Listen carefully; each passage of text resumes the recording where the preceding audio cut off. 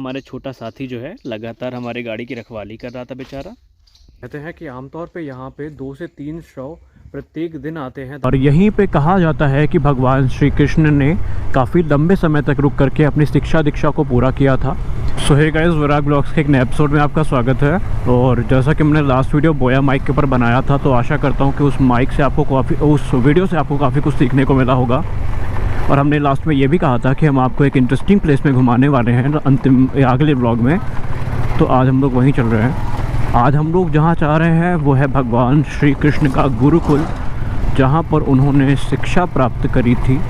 कौशाम्बी के लोग तो समझ गए होंगे कि हम कहाँ जा रहे हैं, लेकिन अगर जो बाहरी लोग हैं वो नहीं समझ पाए होंगे तो डोंट वरी, उनके लिए ये वीडियो है।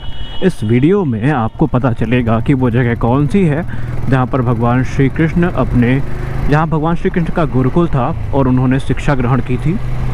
और उससे पहले हमें गाड़ी में थोड़ा तेल डलवाना पड़ेगा, तो आज हमने शॉर्टकट पकड़ा है। हम यहाँ से सीधा समदा के लिए निकलेंगे, वहाँ से लेंगे फ्यूल। हाल ही में अभी हमने गाड़ी का शॉकर सही करवाया है, फ्रंट शॉकर लीक कर गया था तो वो बन चुका है और यही लगातार गाड़ी की सर्विस भी हो गई, तो गाड़ी काफ़ी स्मूथ चल रही है कुल मिला के।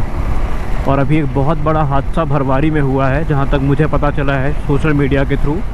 एक पटाखा फैक्ट्री है, वहाँ पर विस्फोट हुआ है और तकरीबन 4 लोग मरे हैं, 4 लोगों की मृत्यु हुई है। तो फ्यूल ले लिया जाए भाई, थोड़ा सही में तेल कम है क्योंकि मीटर इतना भी गलत नहीं बताता और गाड़ी चली भी है बीच में काफ़ी। तो पहले देख लेते हैं पीछे कोई है तो नहीं है। और भाई फ़िलहाल तो हमने इसी पेट्रोल पंप को अपना फेवरेट पेट्रोल पंप घोषित कर दिया है। यह स्वघोषित फेवरेट पेट्रोल पंप है और नॉर्मल पेट्रोल यहाँ पे लेंगे 200-300 का, आराम से काम हो जाएगा मेरा। कौन सा मुझे ज़्यादा भागना है,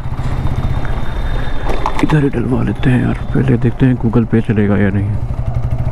ओके, आइए अब भरवारी के अंदर आपको घुमाते हैं। अभी तक हम लोग हमेशा भरवारी के बाहर से निकलते थे, लेकिन आज हम भरवारी के अंदर से निकलेंगे। तो ये कस्बा है भाई और ये काफ़ी विकसित है। जो चीज़ें हमें मंझनपुर में आमतौर पे नहीं मिलती वो हम ये मान के चलते हैं कि हमें भरवारी और सराथू जो जगह ज़रूर मिल जाएंगी। हालांकि अब सारी चीज़ें हमें अपने कस्बे में मिल जाती हैं, लेकिन फिर भी कपड़ों के लिए अभी भी शराथू और भरवारी थोड़ा हमसे आगे है, मंझनपुर से आगे है। और बहुत सारी चीज़ें हैं यहाँ पे। एनडी कॉलेज जो सबसे फेमस है, KPS है, काफ़ी फेमस है। और अभी जैसा कि मैंने वीडियो की शुरुआत में बताया कि यहाँ पर भी एक हादसा हुआ है, खलताबाद करके कोई इलाका है, वहाँ पर एक पटाखा फैक्ट्री में विस्फोट हुआ है और 4 लोग कंफर्म डेड हैं। हालांकि मैं अपडेट्स को चेक कर रहा था अभी एक जगह, तो मुझे 4 लोगों की मृत्यु की पुष्टि हो चुकी है और कुछ घायल भी हैं शायद। अब घायलों का क्या होता है वो तो भगवान करे वो सब सही हो जाए। लेकिन एक बात अच्छी थी कि वो जो पटाखा फैक्ट्री थी ये ग्रामीण इलाकों से दूर थी, या जो रिहायशी इलाके हैं वहाँ से दूर थी। वरना जैसा ब्लास्ट हुआ था, मैं एक इंस्टा लाइव देख रहा था, तो उसमें कोई कह रहा था कि उन्हें पहले लगा कि हेलीकॉप्टर क्रैश हुआ है तेज़ आवाज़ के साथ। तो जो वहाँ पे लोग भगे थे ना, वो इस थॉट के साथ भगे थे कि कोई हेलीकॉप्टर क्रैश हुआ है। लेकिन जब वहाँ गए तो पता चला कि वो एक पटाखा फैक्ट्री थी जहाँ पे ब्लास्ट हुआ है, कोई हेलीकॉप्टर क्रैश नहीं था। बस भगवान की दया से पुल खुल जाना चाहिए भाई। पुल कह रहा हूँ, जो रेलवे फाटक है वो अगर खुल गया ना तो मेरा काम बन जाएगा। वरना भरवारी के जाम के बारे में आपको क्या बताऊँ। मैं जब बीटेक करता था, 2016-17 की बात है, तो हम और रॉयल बीन्स कैफ़े वाले जो शशि भैया हैं वो रेगुलर आते थे बस से, और हम लोग मंझनपुर से 8 बजे की बस पकड़ते थे। और यकीन मानिए यहाँ के जाम की वजह से हम लोग 8 बजे की बस पकड़ते थे, तब जाके 10 बजे पहुँचते थे। और ये बात मैं कर रहा हूँ सिर्फ 35-40 किलोमीटर की, ज़्यादा लंबी बात मैं नहीं कर रहा हूँ। ऐसा भी नहीं है कि मैं बहुत लंबा बोल रहा हूँ। तो जो व्हीकल्स है, बड़ी व्हीकल्स हैं, उनको बैन कर दिया गया अंदर से। जो बसेज़ हैं, ट्रक्स हैं, ये बाहर से निकलेंगी और इसके लिए जो इंतज़ाम है वो भी किए गए हैं। अभी मैं एक पोस्ट देख रहा था इंस्टाग्राम की, जहाँ पर कहा जा रहा था कि एक रॉड लगा दिया गया है 10 फीट का, बंदे के खुला हुआ है फाटक। थैंक्स अ लॉट, खुला हुआ है। तो ये देखिए, ये एक 10 फीट के आसपास का ये रॉड लगा दिया ऊपर से कि बड़ी गाड़ी निकल ही ना पाए। और ये हमारा भरवारी रेलवे स्टेशन है, एम्बुलेंस खड़ी हुई है। एम्बुलेंस है कि ट्रेन है, वंदे भारत है क्या, कुछ तो ऐसी ही ट्रेन है। हाँ, तो शायद इसलिए भी खोल दी होंगे ना, वो भी इमरजेंसी हुई थी, तो शायद ट्रक्स को आने या फायर ब्रिगेड की गाड़ी को आने में दिक्कत ना हो, एम्बुलेंसेस को आने में दिक्कत ना हो, इसीलिए है शायद। क्योंकि यहीं कहीं इलाके में आगे हुआ है वो विस्फोट। तो ये भरवारी की मार्केट है और जहाँ पर हम जा रहे हैं उस जगह को कहते हैं संदीपन घाट। संदीपन घाट वो जगह है जहाँ पर भगवान श्री कृष्ण ने शिक्षा प्राप्त करी थी। और देखेंगे इतिहास से जुड़ी कुछ इंटरेस्टिंग चीज़ें और आपको भी दिखाएंगे इस वीडियो में। लेकिन शायद ये चाकुवन चौराहा है, अभी शायद लिखा भी हुआ है पुल के ऊपर कुछ लिखा है, अभी आपको बताता हूँ क्या लिखा है। हमें सीधा निकलना है संदीपन घाट की तरफ। क्या लिखा हुआ है, नगर पालिका परिषद भरवारी। ओके, आपकी यात्रा मंगलमय हो। और इस जगह को क्या कहते हैं भाई मुझे नहीं पता, पर शायद ये चाकुवन चौराहा है। हाँ वही है, सीधा हमें निकलना है, सीधा निकलना है, सीधा निकलना है। क्या है ये जगह? चाकुवन चौराहा ही है, कंफर्म चाकुवन चौराहा है, मैंने देख लिया एक बोर्ड पे चाकुवन चौराहा। अब यहाँ से निकलेंगे सीधा संदीपन घाट के लिए। कुछ ही किलोमीटर्स हैं यहाँ से संदीपन घाट चाकुवन से। भूख लगी, कुछ खाया जाए क्या यार। नाश्ता करे थे लेकिन अब भूख लग गई नहाने के बाद। नहा के पूजा करके हम सीधा निकल लिए हैं,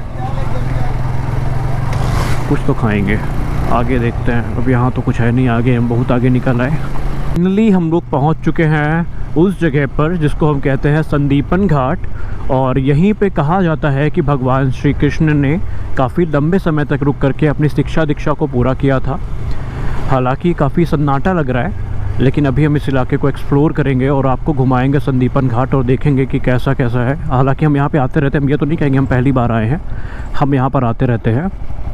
तो यहाँ पर गंगा स्नान करने का घाट भी है और यहाँ पर शमशान घाट भी है। तो हम अपनी गाड़ी को यहीं कहीं एकांत में पार्क करेंगे और आपको दिखाएंगे इस घाट के बारे में। और अच्छी बात यह है कि आज कोई भी यहाँ पर नहीं आया है, कोई भी मतलब कह सकते हैं कि कोई शव दाह संस्कार के लिए अभी नहीं है यहाँ पे। तो ये है संदीपन घाट। एक बार गोप्रो की नज़र से देख लीजिए, क्योंकि आगे के जो व्लॉग होंगे वो अभी आपको मेरे स्मार्टफोन से मिलेंगे देखने के लिए। तो यहाँ पर संदीपन ऋषि का एक आश्रम है जहाँ पर भगवान श्री कृष्ण ने अपनी शिक्षा दीक्षा को पूरा किया था। और ये है संदीपन घाट। इधर तरफ अगर आप चलेंगे तो वो सामने जो आपको दिख रहा है वो है शमशान घाट, यहाँ पर दाह संस्कार होता है। और अगर आप पीछे साइड की बात करेंगे तो वहाँ पर है गंगा घाट, जहाँ पर स्नान का कार्य होता है, यानी वहाँ पर आप पाप को धुलते हैं और यहाँ पर आपको मोक्ष मिलता है। तो जय श्री राम मित्रों, इस समय हम जिस स्थान पे हैं उसे भगवान श्री कृष्ण का गुरुकुल भी कहा जाता है और ये कौशाम्बी के फेमस टूरिस्ट प्लेसेस में से एक है। यह है संदीपन घाट आश्रम। तो आइए आज आपको कैमरे की नज़र से दिखाते हैं भगवान श्री कृष्ण का गुरुकुल कैसा दिखता है। पर्यटन के दृष्टिकोण से संदीपन घाट काफ़ी महत्वपूर्ण है और इस स्थान को द्वापर युग से भी जोड़ के देखा जाता है। कहा जाता है कि भगवान श्री कृष्ण और उनके परम मित्र सुदामा जी ने यहाँ पर एक लंबा समय व्यतीत किया था और इसी संदीपन से शिक्षा दीक्षा ग्रहण करी थी और तब से इस स्थान को संदीपन घाट के नाम से जाना जाने लगा। कहा यह जाता है कि ऋषि संदीपन का जो असली आश्रम था वो उज्जैन में था, लेकिन अपने शिष्यों के साथ उन्होंने यहाँ पर एक लंबा समय भी व्यतीत किया, यानी कि ये स्थान भगवान श्री कृष्ण का गुरुकुल भी कहा जाता है। हालांकि बीतते समय के साथ यहाँ पर काफी कुछ बदला है और अगर आप हमसे ये पूछे कि क्या हमारे पास पुराने समय के कोई निशान बाकी हैं, तो यहाँ पर कुछ चीजें ऐसी हैं जो पुराने समय की याद दिलवाती हैं और बाकी चीजों का जो जीवनोद्धार है ये किया जा चुका है।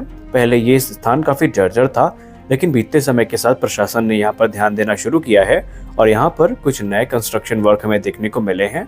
यहाँ पर भगवान शिव, भगवान श्री राम और कृष्ण जी का मंदिर है और बजरंगबली जी का भी एक मंदिर है जहाँ पर लोग आते हैं, दर्शन करते हैं। मान्यता ये है कि संदीपन घाट में आकर के गंगा स्नान करने के बाद इस मंदिर पे जो पूजा अर्चना की जाती है और जो भी ईश्वर से मांगा जाता है वो मन्नत पूरी अवश्य होती है। जैसा कि आप देख सकते हैं कि यहाँ पर बजरंगबली जी के अलावा और भी कई देवी देवता हैं जिनके मंदिरों को स्थापित किया गया है। मंदिर दर्शन के पश्चात अब आपको लेके आते हैं हम शमशान घाट में।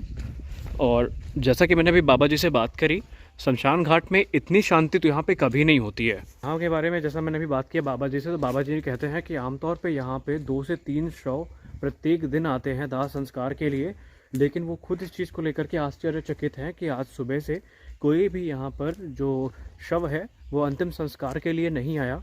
और इस समय मैं शमशान घाट में जो जंगल है पीछे वहीं पे खड़ा हुआ हूँ तो यहाँ पे भी देखिए दाह संस्कार के लिए जगह बनाई गई है, लेकिन आमतौर पे जहाँ पे दाह संस्कार होता है उस जगह पे मैं आपको लेके चल रहा हूँ। तो ये देखिए वहाँ पे अगर आप सामने देखेंगे तो वो एक बना हुआ है शेल्टर टाइप का, वहाँ पे दाह संस्कार की व्यवस्था है। उसके पश्चात अगर आप यहाँ पर देखेंगे तो यहाँ पर भी जो दाह संस्कार के लिए भूमि है वो निहित की गई है। और आमतौर पे वो आप देखेंगे सामने तो आपको पीले वस्त्र दिखाई पड़ेंगे। तो ये वो जगह है जहाँ पर एक्चुअल दाह संस्कार यहाँ पर किया जाता है। अंतिम संस्कार करने के लिए जो उचित भूमि है वो यहीं पे है, लोग यहीं पर आते हैं दाह संस्कार और अंतिम संस्कार के लिए। तो यह है संदीपन घाट का वो इलाका। और अगर आप उधर देखेंगे तो वो पूरा मंदिर प्रांगण है, और सामने देखेंगे तो सामने हमारी बाइक खड़ी हुई है। तो यही है अपना संदीपन घाट। अब मैं ये तो नहीं कहूँगा कि मैं पहली बार यहाँ पे आया हूँ, मैं यहाँ पे आता रहता हूँ, लेकिन मैंने पहली बार लाइफ में इतना सन्नाटा यहाँ पे देखा है। मैं जब भी आया तो यहाँ पर भक्तों का जो जमघट था वो लगा रहता था, और काफ़ी रेयर है ये मेरे लिए देखना कि ये इलाका इतने सन्नाटे से आज भरा हुआ है। हालाँकि यहाँ पर शांति तो अतुलनीय है, शांति काफ़ी ज़्यादा है मंदिर प्रांगण में। और अगर आप यहाँ पर बैठेंगे तो जल्दी आपको उठने का मन नहीं करेगा। एक तरफ जहाँ गंगा जी का ठंडा जल है और वहीं पे ठंडी हवाएं चल रही हैं, तो आप यहाँ पर आएंगे तो आप निसंदेह जल्दी जा नहीं पाएंगे। और एक हमारे छोटू भाई हैं, इन्होंने हमारी गाड़ी को कर लिया कब्जा। यार तुम मालिक बन गए हो, हम थोड़ी देर के लिए चले गए मालिक, बताओ यार ऐसे कैसे चलेगा मित्र। हम थोड़े देर के लिए गए, तुम हमारे गाड़ी के मालिक बन गए।